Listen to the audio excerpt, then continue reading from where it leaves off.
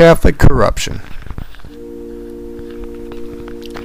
The Catholic Church has long been the only established church of Christianity, but just like any other human-ran establishment, it was soon corrupted by greed, ignorance, and self-interest. The teachings of the church have been mangled into a thoughtless process of tradition of forgotten divine teachings. The history of the church is a long and inspirational one, but is also mixed with evil motives and contradictive teachings. Jesus' message has been lost and replaced with tradition. The worship of false idols and other blasphemous acts take place in everyday Catholic life. So, in an effort to prevent any more confusion on the subject, the following provides another insight into the world of Christian religion.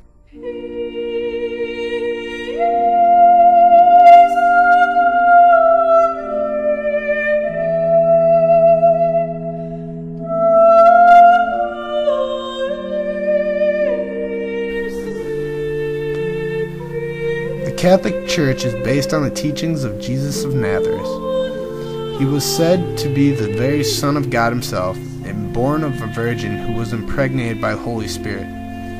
This fulfilled the prophecies of the ancient Jewish Bible, even though many refused to believe him to be the king that would liberate the Jewish people from their suffering. Jesus was born around 30 AD, after his mother was told by an angel of a miracle that was to take place. She was soon impregnated and gave birth to God's Son, Jesus Christ. At a young age, Jesus was already wise in the teachings of God and even preached a little to local Jewish congregations.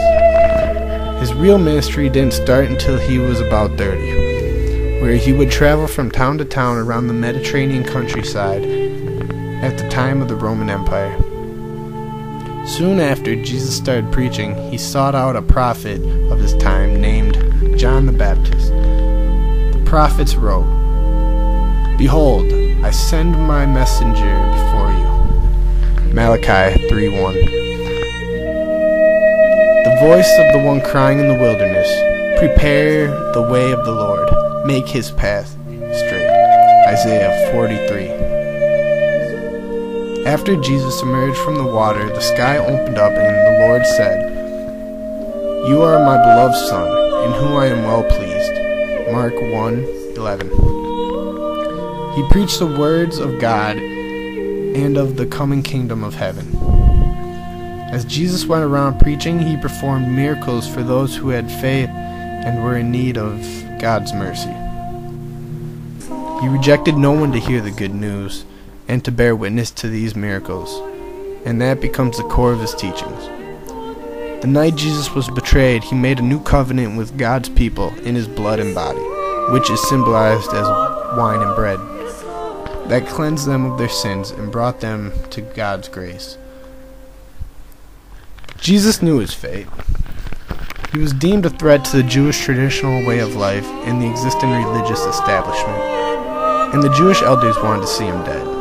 A price was put on his head.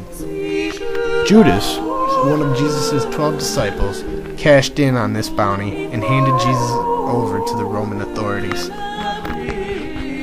Though Jewish law forbade anyone being put to death, the Council of Elders still demanded the Roman Empire to prosecute Jesus as a criminal for blasphemy and violating the Holy Sabbath. And that's what they did. A common punishment of the Roman Empire at this time was crucifixion, a process of nailing a criminal to a wooden cross by the hands and feet, placing them upright, and leaving them to die. Crucifixion is not only a torture method, but a form of public humiliation and a sign of Roman dominance. This actually caused carbon dioxide to build up in the lungs of the crucified, and the result would be a slow death by suffocation. Jesus was first flogged, another torture method where the criminal is whipped with a leather strap that split at the end into multiple metal-hooked tips, and then he was crucified. He died, and as ultimate sacrifice, took away the sin of the world. At the moment of Jesus' death, there was a great earthquake reported that tore the local temple in half, and Jesus cried out with a loud voice and breathed his last.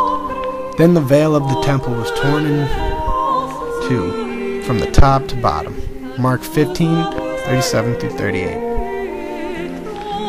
At Jesus' mother's request, and from the help of a wealthy disciple, his body was taken down from the cross and given a proper Jewish burial.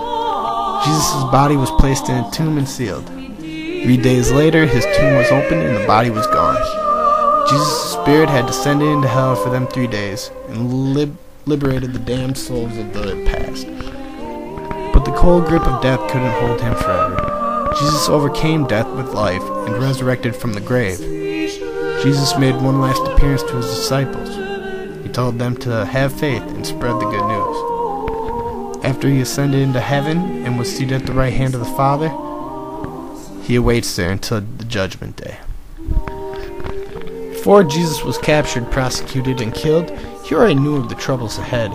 So he turned to his most loved disciple, St. Peter, and said, "And I also say to you that you are Peter," translates to rock in English, "and on this rock I will build my church, and the gates of hell shall have no power against it."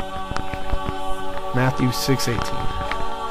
After Jesus' ascension into heaven, his disciples were quick to spread the word of Christ to the entire known world.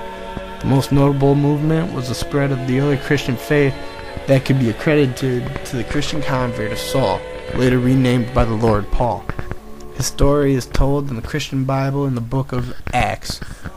Paul was first a Roman official who prosecuted Christians until Jesus appeared to him in the sky and said, "Saul, Saul, why are you prosecuting?" Acts 22:7.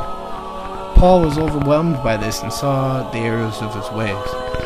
Paul immediately was filled with the Holy Spirit and began preaching the word of Christ. Paul traveled around the Great Sea, Mediterranean Sea, proclaiming the greatness of God and the holiness of Christ everywhere from Rome to Jerusalem. His message wasn't tolerated everywhere. In fact, more than one occasion, the locals of the town Paul was in plotted and tried to kill him. But because of Paul's effort and with thanks to God, he was able to spread the message adequately enough for Christianity to take hold as a major world religion. And with any major religion, it needed an organized institution of faith, and from this, the Catholic Church was born. The Catholic Church has claimed to be the direct manifestation of the death, resurrection, and ascension of Jesus Christ. Catholics hold true that the Catholic Church is the church Christ envisioned and told his apostles to build. Even though the early Christian age had just begun, and no form of an established church had yet arisen. Not to mention, the Bible mentions nothing of the Catholic Church or the individual ways it practices worship. In reality, Constantine, one of the Roman Empire's last emperors, legalized Christianity in the Roman Empire around 320 AD, after claiming to see a burning cross in the form of a sword in the sky on the battlefield. He won that battle and attributed this victory to God and started proclaiming his greatness.